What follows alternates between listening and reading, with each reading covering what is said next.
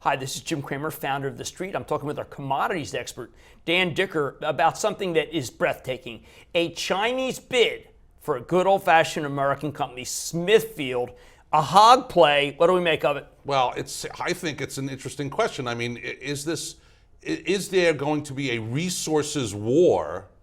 And is it begun with pork? You know, if the Chinese cannot dominate, for example, the global picture militarily, and they are doing it financially, then in some ways the argument is that they come in and they buy resources. Right. And you know, we can see that, for example, in the oil field, the Unocal deal that was actually quashed several years ago. But if they came in, they bought big resources. CNOOC did from Chesapeake. Right. Sinopec also has been in buying oil and gas resources here in this country. So the question becomes, you know, is this a national resource? We know that this country, the United States, is the most overflowing with abundant natural resources of all types. Energy has only been the most apparent recently because of fracking and so forth, natural gas, tight oil and so forth. But can we say that in fact our corn crops are national resources that need to be protected? Right. Are our food stocks, in fact, national resources that need to be protected in the way that Unocal was protected? It's an interesting question. Chinese buy Smithfield, they buy Hershey. Chinese buy Smithfield, they buy Clorox. I mean, you know, these are companies that are great American brands. Maybe we don't want them to be owned by the Chinese, but money's money.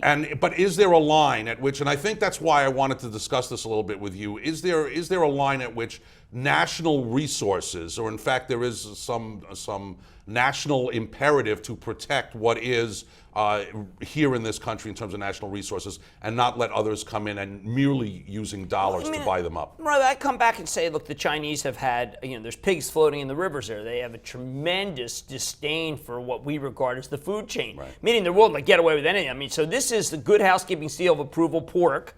And maybe that's what the Chinese need, and maybe we shouldn't stop them, even for health purposes. Well, it's a start. What it is, it's a very interesting kind of way for the Chinese to come back at a resources issue where they've already come at natural gas and coal and liquids and oil and other resources and copper for sure. Right. And these are the ways, and aluminum for sure, and these are the ways that, in fact, we're sort of losing our edge, or at least our ownership edge, on those things that are unique to this nation. Last question. What do you think the odds it'll be blocked by Congress?